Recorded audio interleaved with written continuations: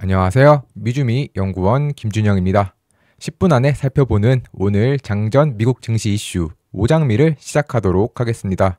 먼저 첫 번째 소식은 이 제레미 시겔 교수가 이제는 좀 매그니피센트 7 기업보다는 오히려 나머지 이 S&P 493 기업들이 나을 수 있다라고 소식을 전해서 한번 살펴보도록 하겠습니다.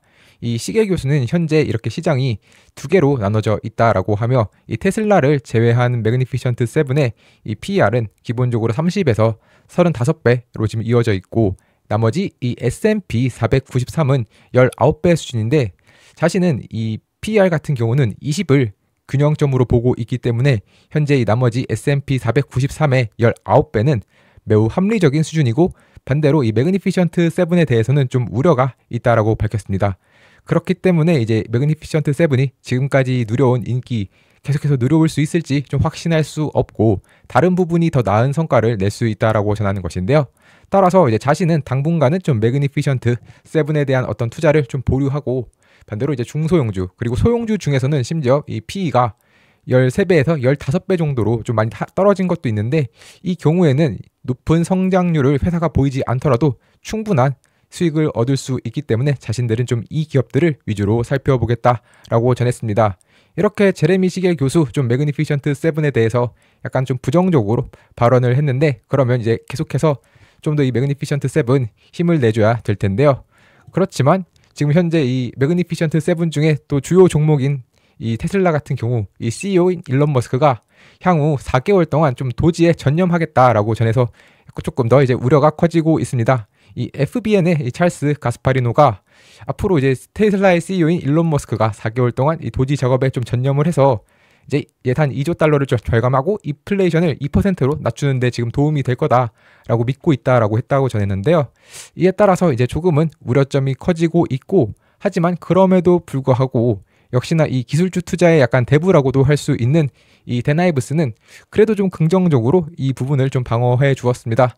먼저 이 데나이브스 그래도 결국에 테슬라 목표가 550달러를 제시를 했는데 그 이후로 분명히 현재 이제 일론 머스크가 도지의 예상보다 많은 시간을 좀 할애함에 따라 주가에 하방 압력을 일으키고 있다. 그러나 결국 머스크가 이렇게 백악관에 깊숙이 관여하고 있는 것은 시대를 위한 하나의 베팅이고 또 규제 완화로 인해 향후 몇 년간 이 테슬라의 어떤 기본 가치만 1조 달러가 될 것이기 때문에 이 목표가 550달러 투자 의견 아웃퍼폼을 유지한다라고 밝혔고요.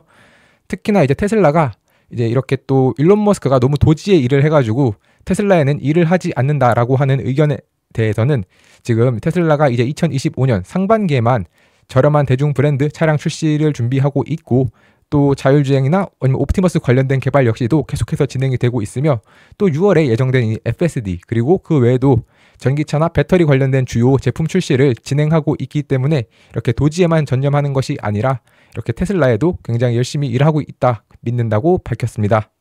네, 그러면 이렇게 또 매그니피션트 7 조금은 이제 이 테슬라 약간의 그래도 우려점이 있는데요. 반대로 이 나머지 이 S&P 493 중에서도 굉장히 약간 시장에서 굉장히 큰 관심과 또 반대로 우려가 있는 팔란티어에 대한 모닝스타의 의견을 살펴보겠습니다. 이 모닝스타는 기본적으로 이렇게 보수적인 가치 평가를 하는데요. 이 팔란티어에 대해서 공정가치 90달러와 그리고 3스타를 부여했습니다.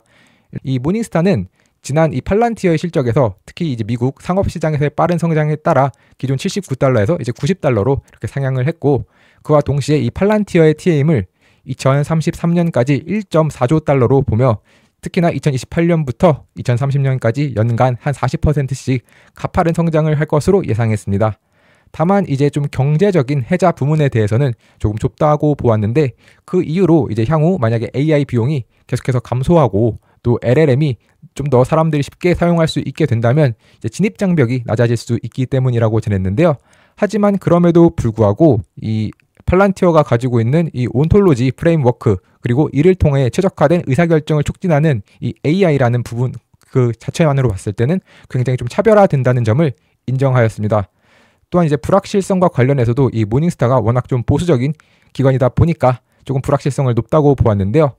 이 먼저 온톨로지가 굉장히 높은 다용도성을 가지고 있는 점은 인정하지만 이 TAM 추정치를 좀 평가하기에는 좀 어려움이 있다라고 전했습니다.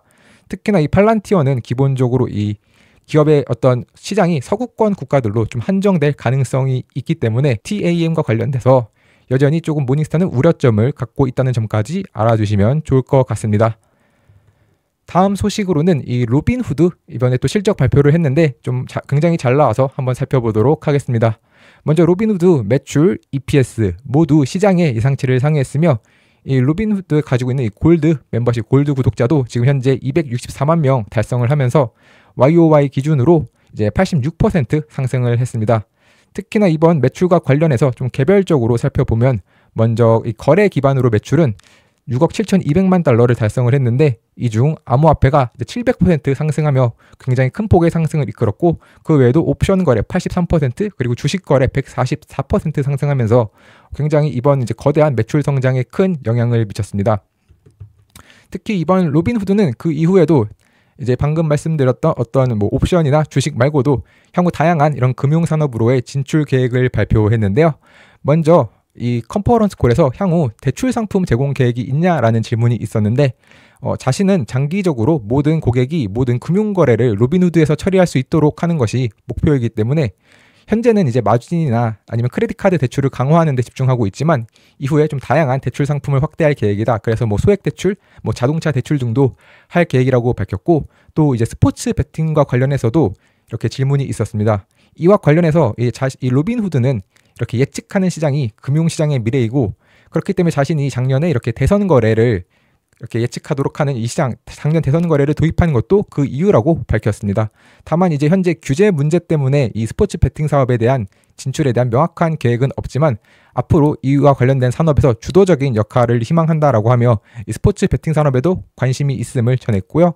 또한 이제 새로운 크립토 토큰을 추가할 계획이 있냐라는 질문에 대해서도 현재 이제 명확한 규정 때문에 미국에서는 못하고 있지만 적절한 규제가 마련되면 더 많은 토큰과 서비스를 제공할 것이라고 밝혔습니다. 네, 이번 로빈후드 그래서 실적 발표 이후 시간 내에서 주가가 뭐 13% 넘는 상승을 보였는데요.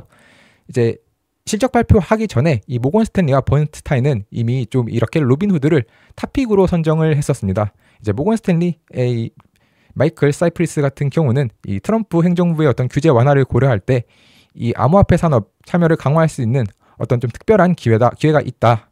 그래서 결국에 이 자본시장 활동이 증가하면은 이렇게 로빈후드 굉장히 긍정적인 영향이 있을 수 있다라고 했는데 결과적으로 이렇게 또 긍정적인 실적을 보였고요. 번스타인 역시도 이번에 2025년 최고의 아이디어로 이 로빈후드를 꼽았었는데 마찬가지로 이런 역시 우호적인 규제 환경이 큰 이유였습니다. 다음 소식으로는 어제 CPI 발표가 있었는데요. 먼저 이 CPI 결국 예상치를 좀 상회하는 모습을 보이면서 이 제롬 파월 의장은 이와 관련해서 앞으로는 이제 조금 더 당분간은 좀 제한적인 금리 정책을 유지하고 싶다고 밝혔습니다. 다만 이제 그럼에도 불구하고 이제 파월은 한두 번의 좋은 수치나 나쁜 수치에 흥분하지 않기 때문에 좀 과민 반응할 필요는 없다라고 하며 이렇게 사람들을 안심시켰는데요. 하지만 분명한 건 파월은 이제 앞으로도 결국 중앙은행이 인플레이션을 낮추기 위해 여전히 할 일을 많다는 것을 보여주는 이런 물가 발표라고 전했기 때문에 아마도 조금 더 이렇게 페드는 신중하게 정책을 결정할 것으로 보입니다. 그럼에도 불구하고 이제 트럼프는 금리 인하를 좀 해야 한다라고 밝혔습니다. 우선 먼저 특히 이번에 CPI가 굉장히 높게 나옴에 따라 결국 10년물 금리 급격하게 치솟았는데요. 근데 이제 트럼프 대통령 입장에서는 지금 조금 급합니다. 왜냐하면 결국 관세를 매겨야 되는데 이 관세 결국 굉장히 다방면으로 매기게 되면은 결과적으로 이 물가에 부정적인 영향을 미칠 것이고 그러면 결국 10년물 금리 계속해서 상승할 수밖에 없으며 또 트럼프 대통령은 이 10년물 금리를 낮추는 것을 중요하게 생각한다라고 이 재무부 장관인 베센트가 말했기 때문에 결국에 이 10년물 금리 낮추기 위해서는 다시 한번 좀 금리 인하가 필요합니다. 또한 관세로 인해 경제가 전반적으로 좀 부정적인 이런 타격을 입을 수도 있는데 그것을 좀 완화시키기 위해서는 또 이렇게 금리를 인하할 필요가 있는데요. 그러다 보니까 지금 현재 트럼프 대통령 오히려 지금 일부 제품 좀 상호 관세를 면제도 고려하고 있다라는 소식이 나오고 있습니다. 이 마이크 존슨 미국 공화당 하원 의장은 트럼프 대통령이 이제 자동차나 제약 산업을 포함하여 이 4가지 산업에 대해서는 좀 상호 관세 면제를 고려하고 있다고 밝혔는데요. 다만 아직 좀 확실하지는 않기 때문에 자세한 내용은 좀 백악관의 확인이 필요하다라고 덧붙였으며 현재 백악관은 이에 대해 좀 공식적인 답변을 내놓지는 않았습니다. 따라서 향후 관세 어떤 식으로 움직일지도 한번 살펴보면 좋을 것 같고요. 마지막으로 이 캐시우드가 생각하는 비트코인과 이 블록체인의 미래에 대해서 관심 있으신 분들은 네이버 프리미엄 콘텐츠를 통해서 확인해 주시면 감사하겠습니다. 네, 그러면 이상으로 오장미를 마치겠습니다. 감사합니다. 네이버 검색창에 네이버 프리미엄 콘텐츠 미국 주식에 미치다를 검색하시면 이렇게 네이버 프리미엄 콘텐츠가 나오는데요. 이걸 다시 한번 클릭하시면 이런 화면과 함께 오른쪽 상단에 구독하기 버튼이 있으니 이 버튼을 통해서 하실 수 있습니다. 영상 하단의 상세 보기를 보시면 네이버 프리미엄 콘텐츠 구독하러 가기가 있는데 이 버튼을 누르시면 화면 오른쪽 상단에서 이제 구독하기 버튼을 눌러주시면 네이버 프리미엄 콘텐츠 구독이 가능합니다.